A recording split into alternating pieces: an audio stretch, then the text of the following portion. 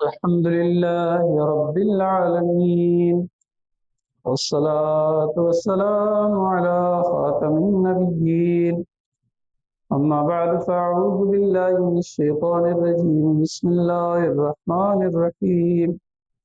सबाई से कहना बशान दुरुस्त भी पढ़ाए। सलातु वस्सलामु अलैका या रसूलल्लाह व अला आलिका व अस्हाबिका या हबीबल्लाह। नवईत सुन्नतल इत्काफ़ मस्जिद में वेहण सां सुन्नत इत्काफ़ जी नियत करे वठंदा कयो नफ़िल इत्काफ़ जो सवाब न मिलंदो। क़ाल रसूलुल्लाह सल्लल्लाहु अलैहि वसल्लम मन सल्ला अलैहि फी यौम खमसीन मर्रतन साफ़हतुहु यौमल क़ियामत। आखिरी नबी रसूल आशमी सल्लल्लाहु अलैहि वसल्लम जन जो फरमान आहे जेको मूंखे ॾींहं में 50 भेरा दुरूद पाक पढ़ंदो क़यामत जे ॾींहुं मां उन सां हथ मिलाईंदुसि। सुभान अल्लाह। सिकाए मोहब्बत सां दुरूद शरीफ पढ़ियो। सल्लल्लाहु तआला अला मुहम्मद सल्लल्लाहु अलैहि वसल्लम। क़ाल अल्लाहु तबारक व तआला फ़िल क़ुरानिल करीम व इज़ा जाअकल्लज़ीना युमिनूना बिआयातिना फ़क़ुल सलामुन अलैकुम कतब रब्बुकुम अला नफ़्सिहिर रहमा अन्नहु मन अमिल मिनकुम सूअन बिजहालतिन सुम्मा ताब मिन बअदिही व अस्लह फअन्नहु गफूरुर रहीम। सदक़ल्लाहुल अज़ीम व सदक़ रसूलुहुन नबियुल करीम सल्लल्लाहु अलैहि वसल्लम। सिपारो 7 सूरतुल अनाम आयत नंबर 54। तर्जुमो। ऐं जॾहिं अव्हां जी बारगाह में उहे माण्हू हाज़िर थियनि जेकी असां जी आयतुनि ते ईमान आणींदा आहिनि त उन्हनि खे फरमायो तव्हां ते सलाम, तव्हां जे रब पंहिंजे ज़िम्मे करम ते रहमत लाज़िम करे छॾी आहे जो तव्हां मां जेको अणॼाणीअ में का बुराई करे विझे पोइ उन खां बाद तौबा करे ऐं पंहिंजी इस्लाह करे त बेशक अल्लाह बख़्शणहार महिरबान आहे। दुरूद शरीफ पढ़ियो। सल्लल्लाहु तआला अला मुहम्मद सल्लल्लाहु अलैहि वसल्लम। तारा इस्लाम भाइरो अल्हम्दुलिल्लाह निहायत ही फज़ीलत वारो महीनो ज़ुल्हज शरीफ अची रहियो आहे। ये मुबारक महीनो बड़ी अज़मत ऐं फज़ीलत वारो आहे। हदीस पाक में आहे सय्यद शुहूर रमज़ान व अअज़मुहा हुर्मत ज़ुल हिज्जा, याने महीननि जो सरदार रमज़ान मुबारक आहे ऐं हुर्मत तोड़े इज़त जे लिहाज़ खां सभ खां वधीक अज़मत वारो महीनो ज़ुल्हज शरीफ आहे। हज़रत काब अल अहबार रज़ियल्लाहु तआला अन्हु फरमाइनि था अल्लाह पाक ज़माने खे अख्तियार फरमायो पोइ अल्लाह पाक वटि सभ खां महबूब ज़मानो हुर्मत वारा 4 महीना ज़ुल्क़ादा, ज़ुल्हज, मुहर्रम ऐं रजब आहिनि। उन्हनि महीननि मंझां अल्लाह पाक खे सभ खां वधीक महबूब ज़ुल्हज शरीफ आहे ऐं ज़ुल्हज शरीफ में उन जा शुरूआती 10 ॾींहं जन खे अशर ज़ुल्हज चयो वेंदो आहे। अल्लाह पाक खे सभ खां वधीक महबूब ॾींहं आहिनि। सुभान अल्लाह। आशिकान रसूल ज़ुल्हज जी शुरूआती 10 ॾींहं निहायत बाबरकत आहिनि। उहे अल्लाह पाक जी बारगाह में तमामु घणो पसंदीदा आहिनि, एतिरे क़द्र जो अल्लाह पाक क़ुरान मजीद में उन्हनि ॾींहंनि जो कसम खयो आहे। इरशाद थिए थो वल फज्र वलयालिन अश्र, सुबुह जो कसम ऐं 10 रातियुनि जो। हिकु कौल मूजिब हिन आयत में ज़िक्र कयल 10 रातियुनि मंझां मुराद ज़ुल्हज जूं पहिरियों 10 रातियूं आहिनि। ख़बर पई त ज़ुल्हज जो पहिरियों 10 रातियूं एॾी फज़ीलत वारियूं आहिनि जो अल्लाह पाक उन्हनि जो कसम इरशाद फरमाए। माए हराम जा मुराद आहे इज़त ऐं हुर्मत वारो महीनो। इज़त ऐं हुर्मत वारे महीने खे माए हराम चयो वेंदो आहे। हदीस शरीफ में आहे अल अमल फीहिन युदाअफ़ु 700 ज़िअफ़िन। उन्हनि 10 ॾींहंनि में नेकी जो सवाब 700 भेरा वधायो वेंदो आहे। तिरमिज़ी शरीफ़ जी रिवायत में आहे, नबी अकरम सल्लल्लाहु तआला अलैहि वसल्लम जन फरमायो, मा मिन अय्यामिन अहब्बु इलल्लाहि अन युतअब्बद लहू फीहा मिन अश्र दिल हिज्जा। यानी ज़ुल्हज जे पहिरियन 10 ॾींहंनि में इबादत करणु अल्लाह पाक खे आम ॾींहंनि जी भेट में वधीक महबूब आहे। यादिलु सियाम कुल्ल यौमिन मिनहा बिसियाम सनतिन।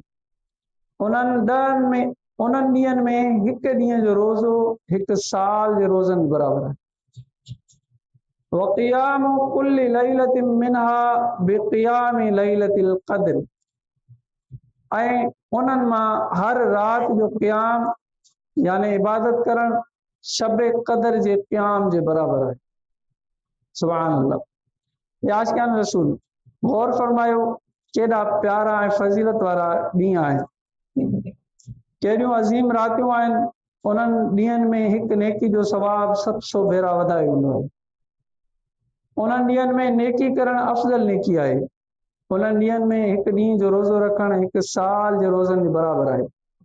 ऐं उन्हनि ॾींहंनि जे रातिनि में क़याम करणु यानी जागी राति जो इबादत करणु शब क़द्र में इबादत करण जे बराबरि आहे। अल्लाह पाक असांखे इन मुबारक महीने जे ऐं उन बाबरकत ॾींहंनि जे क़द्र करणु, उन्हनि में वधि खां वधि नेकियूं करणु, तिलावत करणु, दुरूद पढ़णु, ज़िक्र करणु ऐं नफ़िल पढ़णु ऐं ॿियनि नेक कमनि जी तौफ़ीक़ अता फ़रमाए। आमीन बिजाए ख़ातमुन नबिय्यीन सल्लल्लाहु अलैहि वसल्लम। प्यारा इस्लामी भाइरो, असां शुरू में सिपारो 7 सूरत अनाम जी आयत नंबर 54 ॿुधण जी सआदत हासिल कई। हीअ तमामु ईमान अफ़रोज़ आयत आहे। उहे ख़ुश नसीब जेके रसूल ज़ीशान सल्लल्लाहु तआला अलैहि वसल्लम जिन जी ख़िदमत में हाज़िर थींदा आहिनि, हिन आयत करीमा में उन्हनि ख़ुश नसीबनि खे मिलंदड़ इनामनि जो ज़िक्र कयो वियो आहे।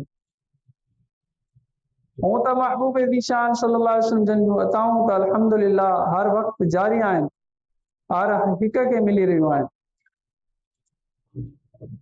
हदीस शरीफ में आए, इन्नमा अना क़ासिमुन वल्लाहु युती, यानी मां विराइण वारो आहियां, अल्लाह पाक अता फरमाइण वारो आहे। यानी अता अल्लाह जी विराइण नबी करीम सल्लल्लाहु अलैहि वसल्लम था। उन हदीस पाक की तरफ इशारो कंदे आला हज़रत फरमाए रहिया आहिनि, यानी अर्श आज़म जे रब जो कसम, जंहिंखे जेको बि मिलियो आहे महबूब ज़ीशान सल्लल्लाहु अलैहि वसल्लम जन खां ई मिलियो आहे। ॿिन्ही जहाननि में जेकी नेमतूं विराइजी रहियूं आहिनि, उहे असांजे आका ॿिन्ही जहाननि जे दाता सल्लल्लाहु तआला अलैहि वसल्लम जन जो ई सदक़ो आहे। ही त उहे नेमतूं आहिनि जेके सभिनी खे मिली रहियूं आहिनि, पर जेको बारगाह रिसालत में हाज़िर थी वेंदो आहे, उन जे मुतालिक़ दस्तूर ही आहे त उन जे अताउनि में बिल्कुलु कमी न आहे। जेको चाहींदो आहे उहो पंहिंजे ज़रफ़ मुताबिक़ वॾा इनाम माणींदो आहे। कंहिं आशिक़ चयो, कोई मंसूर कोई बनके गज़ाली आए, उनके दरबार से होकर जो सवाली आए। यानी रसूल ज़ीशान सल्लल्लाहु अलैहि वसल्लम जन जी दरबार उहा आहे जो उते मंसूर वञे त इमाम मंसूर बणिजी मोटंदा आहिनि, मोहम्मद बिन मोहम्मद वञे त इमाम मोहम्मद गज़ाली बणिजी वापसि मोटंदा आहिनि, हसन संजरी वञे त ख्वाजा मुईनुद्दीन बणिजी मोटंदा आहिनि, अहमद रज़ा वञनि त इमाम अहले सुन्नत बणिजी ईंदा आहिनि। मतिलब त जंहिंजो जेतिरे क़दुरु ज़रफ़ आहे, जेतिरे क़दुरु थाम आहे, उहो ओतिरियूं ई अताऊं हासिल कंदो आहे ऐं पंहिंजी झोली भरे ई मोटंदो आहे। ही उहे अताऊं आहिनि जेकी ज़रफ़ जे मुताबिक़ मिलंदियूं आहिनि, पर उन सां गॾोगॾु केतिरियूं ई अताऊं अहिड़ियूं बि आहिनि जेकी हर वञण वारे खे मिलंदियूं आहिनि। उनमें माण्हुनि जो को बि फ़र्क़ु न आहे। वक़्त जो गौस वञे त उनखे बि उहे इनाम मिलंदा, निहायती गुनहगार वञे उनखे बि उहे इनाम मिलंदा। अमीर वञे, ग़रीब वञे, फ़क़ीर वञे, रईस वञे, बादशाह हुजे या ग़ुलाम, जेको बि दरबार रिसालत में पहुची वेंदो आहे उहो इनाम ज़रूरु माणींदो आहे। उहे जेकी इनामात आहिनि जेकी दरबार रिसालत मां हर हिक खे नसीब थींदा आहिनि, उन्हनि इनामनि मां कुझु जो ज़िक्र हिन आयत करीमा में कयो वियो आहे। अल्लाह पाक फरमाए थो वइदा जाक, ऐं जॾहिं अव्हां जी बारगाह में उहे माण्हू हाज़िर थियनि। केरु हाज़िर थियनि? अल्लज़ीन युमिनून बिआयातिना, जेकी असांजी आयतुनि ते ईमान आणींदा आहिनि। यानी ईंदड़ मोमिन हुजे, काफ़िर न हुजे, आशिक़ रसूल हुजे, मुनाफ़िक़ न हुजे, जंहिंजा अक़ीदा सचा हुजनि, न प्यारे आका सल्लल्लाहु अलैहि वसल्लम जो गुस्ताख़ हुजे, न सहाबा किराम जो गुस्ताख़ हुजे, न ई औलिया किराम जी बेदबी कंदड़ हुजे, बल्कि जेतिरा भी इस्लामी अक़ीदा आहिनि उन्हनि सभिनी खे मञींदड़ हुजे, उहो जॾहिं बारगाह रिसालत में हाज़िर थिए त खेसि छा मिलंदो?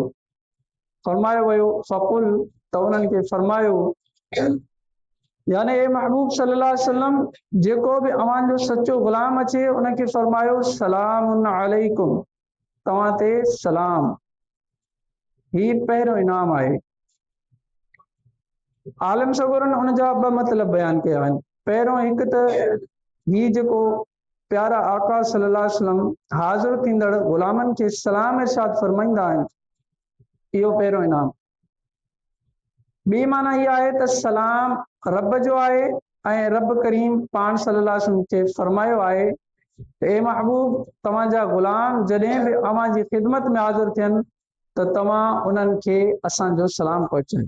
सुभान अल्लाह, कहिड़ो वॾो इनाम आहे जो बानो बारगाह रिसालत में पहुचे त रब जो सलाम नसीब थी वञे। प्यारा इस्लामी भाइरो, ही पहिरियों इनाम हुयो। अल्लाह पाक वधीक फरमायो कतब रब्बुकुम अला नफ्सी रहमा, तव्हांजे रब पंहिंजे ज़िमे करम ते रहमत लाज़िम करे छॾी आहे। ही ॿियो इनाम आहे त जॾहिं बानो बारगाह रिसालत में पहुचंदो आहे त उनखे ख़ुशख़बरी ॿुधाई वेंदी आहे त अल्लाह पाक रहमत जो ज़िम्मो पंहिंजे करम ते लाज़िम फरमाए वरितो आहे। पहिरियों इनाम त उनखे सलामती ॾिनी वेंदी आहे, अलाह जे तरफ़ां, अलाह जे रसूल जे तरफ़ां उनखे सलाम कयो वेंदो आहे, ऐं ॿियो इनाम इहो त उनजे लाइ अलाह जी रहमत हूंदी आहे। अन्नहु मन अमिल मिनकुम सूअन बिजहालतिन थुम्म ताब मिन बअदी व अस्लह फअन्नहु गफूरुर रहीम, जो तव्हां मां जेको अणॼाणाईअ में का बुराई करे विझे, पोइ उन खां बाद तौबा करे ऐं पंहिंजी इस्लाह करे त बेशक अल्लाह बख़्शणार महिरबान आहे।